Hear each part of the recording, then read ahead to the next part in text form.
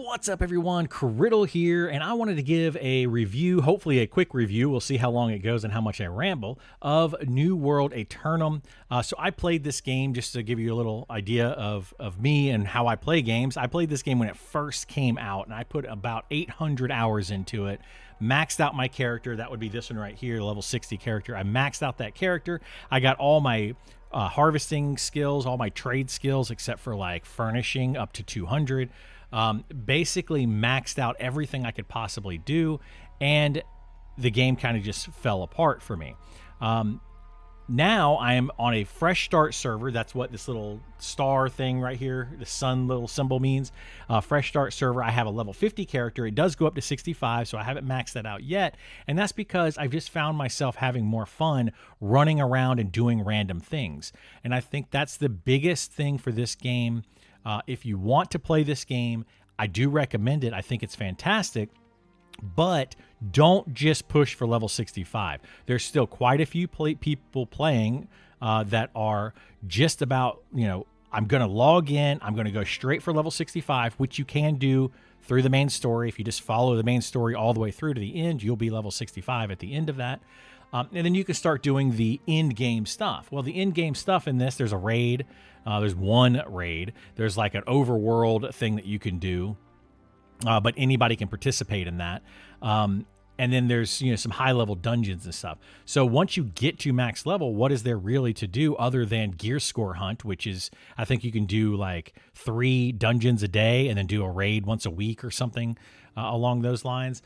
Other than that, your day-to-day stuff is going to be PvP or going around and crafting.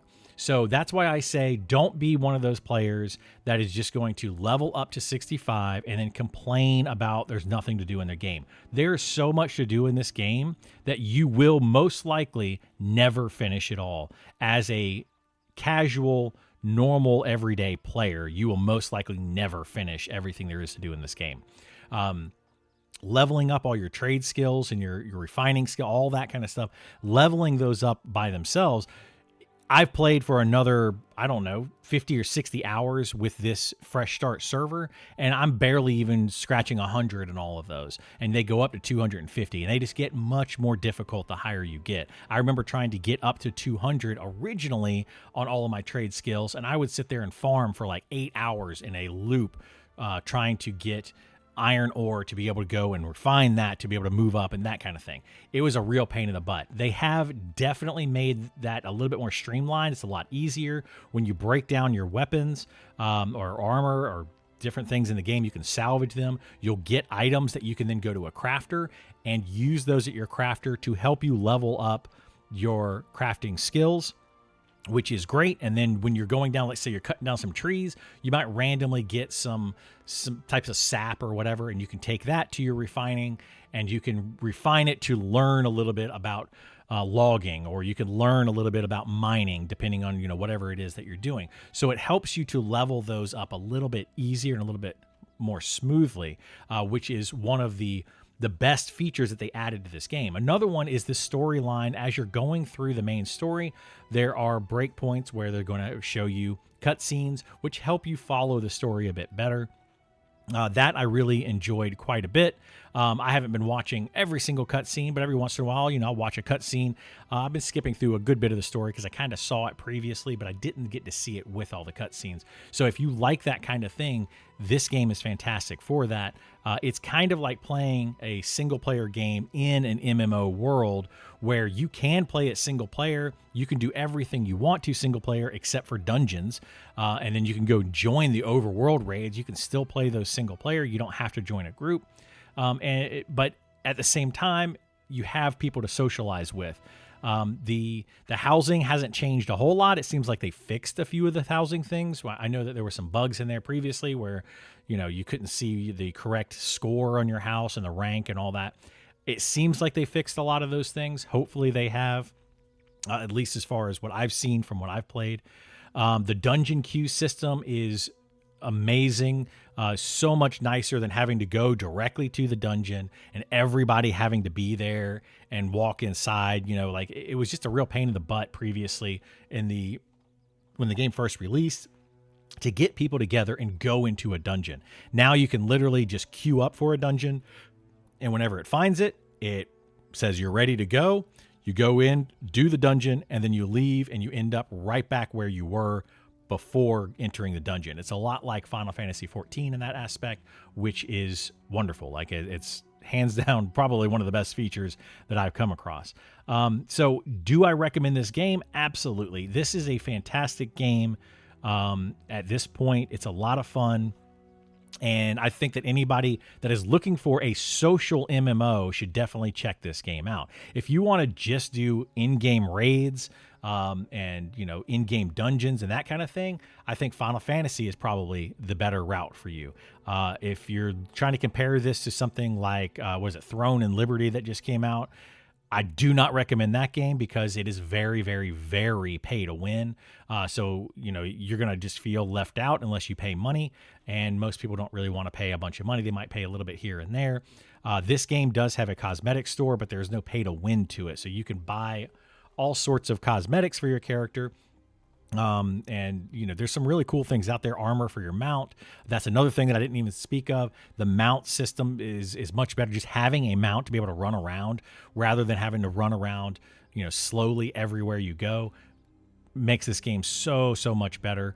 They seem to have lowered the cost of teleportation. Previously, I remember trying to teleport to different locations, and it just cost you so much of your Azoth or whatever material. It cost you so much to teleport around, and you had to be kind of strategic about where you teleported to and why, and then where you placed your houses. You wanted a house, in the far different corners, and then you wanted to have a kind of a central location for your inn. So, you have 4 different locations that you can teleport to for free. And that's what they did previously. I believe it was also like an hour or 2 hours to teleport to your inn. Now it is like 15 minutes. It's super fast. I don't know what it is when you try to teleport to your house. I think they've reduced that cooldown as well.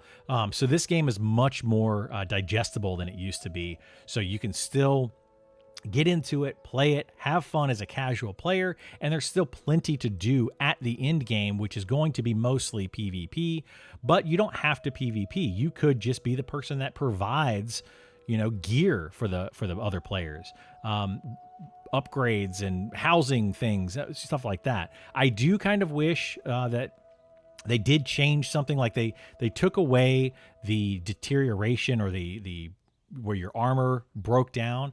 I don't really like that because I think that you need to have something for crafters to do, I guess, trade skill people.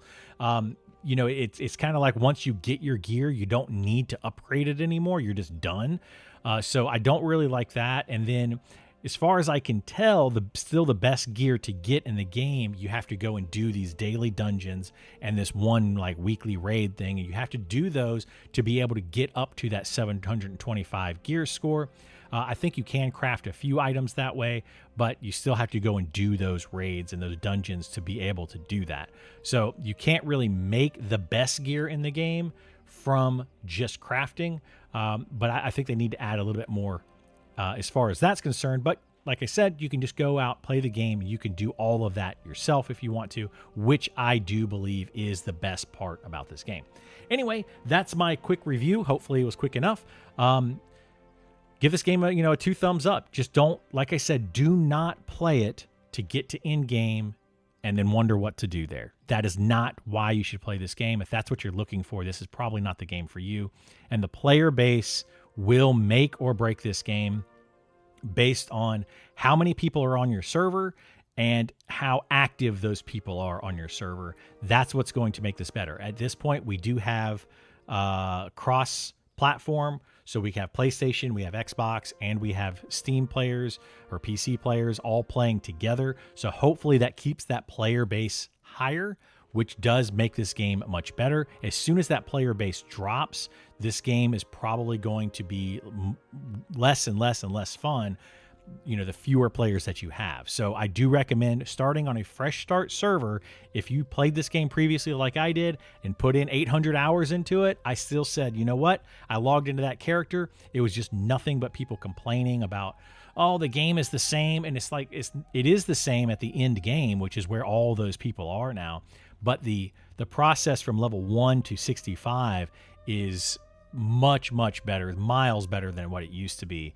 And it's a much better game. And I think if people focus on that area of the game, the leveling process, the trading process, the crafting process, and the communication between other players, rather than focusing on, I want to be the best, I want to be in the best armor and only do the highest tier stuff, which is literally like 2 things in the game, I think you'll have a much better time. So that's going to be it for me. Thank you so much for watching. I do appreciate it. And I will be streaming this game quite a bit. We're going to be also playing a lot of Monster Hunter coming up lately. So come over and check us out. Take care.